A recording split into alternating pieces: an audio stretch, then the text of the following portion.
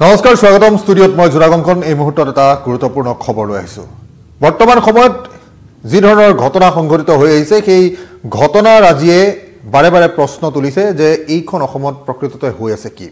প্ৰেমৰ নামত মানুহে কি কি কৰিছে কি কি নকৰিছে এই সন্দৰ্ভত বিভিন্ন প্ৰশ্নৰ উদ্ভাৱন উদ্ৰেক ঘটিছে এই মুহূৰ্তত এটা খবৰ আহিছে ডিব্ৰুগড়ৰ পৰা ডিব্ৰুগড়ত এক লোমহৰ্ষক বিভৎস কাণ্ড সংঘটিত হৈছে সেই বিভৎস কাণ্ডটো কি এগৰাকী 22 বছৰীয়া যুৱতীক ধৰ্ষণ কৰি হত্যা কৰা হৈছে হত্যা কৰি উলংগ ৰূপত পেলাই থৈ যোৱা হৈছে নদীত ঘটনা সংঘটিত হৈছিল বকুল মাছগাঁও চাপৰি লাইনত আৰু বৰ্তমান সময়ত যিয়ে ঘটনাটো ঘটাইছে যাক অভিযুক্ত বুলি কোৱা হৈছে সেই অভিযুক্ত পলাতক অৱস্থাত আছে 5 দিন ধৰি সন্ধানহীন অৱস্থাত আছিল এগৰাকী যুৱতী 22 বছৰীয়া যুৱতীগৰাকী সেই যুৱতীগৰাকী 9 জানুৱাৰীৰ পৰা সন্ধানহীন হৈ আছিল তাৰ পিছত 13 জানুৱাৰী তাৰিখে উদ্ধাৰ হ'ল সেই মৃতদেহৰ যি অৱস্থা সেই অৱস্থা বৰ্তমান সময়ত দেখুৱাব পৰা নহয় সম্পূৰ্ণ বিবস্ত্ৰ অৱস্থাত পোৱা গৈছিল চেঁচা নৈত সেই যুৱতীগৰাকীৰ মৃতদেহ 13 জানুৱাৰীত উদ্ধাৰ হৈছিল কিন্তু ঘটনা পোহৰলৈ আহিল তেতিয়া যেতিয়া আজিৰ তাৰিখত লাহুৱাল থানা ঘেৰাও কৰিবলৈ সেই যুৱতীগৰাকীৰ যিসকল ওচৰৰ পাজৰৰ লোক আছিল তেওঁলোক লাহুৱাল থানা ঘেৰাও কৰিবলৈ গ'ল লাহুৱাল থানা ঘেৰাও কৰিবলগীয়া কাহিনীটো কিয় হৈছে কাৰণ যাক ধৰ্ষণকাৰী বুলি কোৱা হৈছে যাক ঘাতক বুলি কোৱা হৈছে সেই ঘাতক এতিয়াও পলাতক অৱস্থাত আছে নাম বৰুণ মুৰা ঘৰ লাহুৱাল তিমনাত বৰ্তমান সময়ত এই যে প্ৰেমৰ সম্পৰ্কৰ পিছত এজনে আনজনৰ ওপৰত ৰখা বিশ্বাস আৰু সেই বিশ্বাসঘাতকতা দুইটা কথাই যেন বৰ্তমান সময়ত এক খানমিহলি প্ৰক্ৰিয়াত পৰিণত হৈছে যাৰ বাবে বিভিন্ন সময়ত এনে ধৰণৰ খবৰ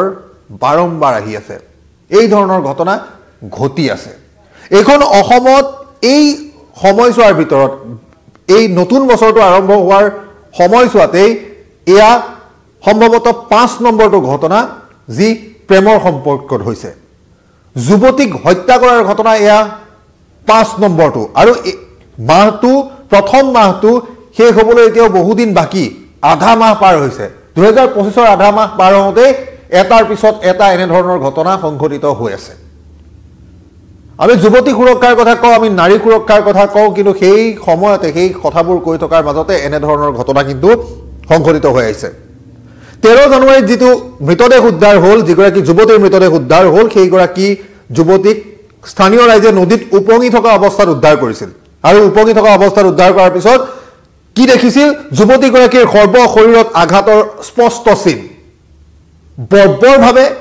নিৰ্মমভাৱে হত্যা কৰা হৈছিল যুৱতীগৰাকীক আৰু যুৱতীগৰাকীক হত্যা কৰাৰ পাছত এইদৰে পেলাই থৈ যোৱা হৈছে বুলি বিভিন্ন সূত্ৰই প্ৰকাশ কৰিছে বৰ্তমান সময়ত এই প্ৰেমৰ সম্পৰ্কৰ যি অৱনতি প্ৰেমৰ সম্পৰ্কৰ যি স্খলন সেই স্খলনৰ কথাই বাৰম্বাৰ বৰ্তমান সময়ছোৱাক প্ৰশ্ন তুলিছে এই ধৰণৰ ঘটনাই বাৰম্বাৰ ঘটি থকা কাৰ্যই প্ৰকৃততে যি মানসিকতাৰ স্খলন মানসিকতাৰ পৰিৱৰ্তন মানসিকতা থকা জিজ্ঞাসু অৱস্থা এই কথাবোৰক যেন প্ৰতীয়মান কৰিছে বাৰে বাৰে পূৰ্বতেও কৈছো বছৰটোৰ প্ৰথম মাহটো আৰম্ভ হৈছে বছৰটোৰ প্ৰথম মাহটোৰ আধা মাহ কিবা কৰিহে পাৰ হৈছে তাতেই বিভিন্ন প্ৰান্তত মহানগৰীতে 4টা ঘটনা সংঘটিত হ'ল এয়া 5 নম্বৰটো ঘটনা দেখিবলৈ পোৱা গৈছে ডিব্ৰুগড়ত এই লোমহৰ্ষক হত্যাকাণ্ড সংঘটিত হৈছে 22 বছৰীয়া যুৱতীক ধৰ্ষণ কৰি হত্যা কৰা হৈছে উলংগ অৱস্থাত তেওঁৰ মৃতদেহ পেলাই থৈ যোৱা হৈছে নদীৰ বুকুত আৰু সেয়া 5 দিনৰ পূৰ্বে নোহোৱা হৈছিল 9 জানুৱাৰীত নোহোৱা হৈছিল 9 জানুৱাৰীৰ পিছত 13 জানুৱাৰীত উদ্ধাৰ হ'ল মৃতদেহ আৰু তাৰ পিছত এই খবৰটো বিয়পি পৰিছে যেতিয়া ৰাইজে পলাতক অভিযুক্তক বিচাৰি থানা ঘেৰাও কৰিবলৈ বাধ্য হৈছে এই যি ধৰণৰ ঘটনা সঘনাই ঘটি আছে যি ধৰণৰ ঘটনাপঞ্জীয়ে বাৰম্বাৰ প্ৰশ্ন তোলাইছে আৰক্ষী প্ৰশাসনক বাৰম্বাৰ প্ৰশ্ন তোলাইছে সমগ্ৰ ব্যৱস্থাটো প্ৰকৃততে এই সুৰক্ষাৰ প্ৰশ্নটো যেতিয়াই আহে তেতিয়াই বাৰম্বাৰ এই কথাটো আহে যে সুৰক্ষা দিবলৈ যিসকল আছে দায়িত্বত তেওঁলোকে সুৰক্ষা দিবলৈ সক্ষম হৈছে নে নাই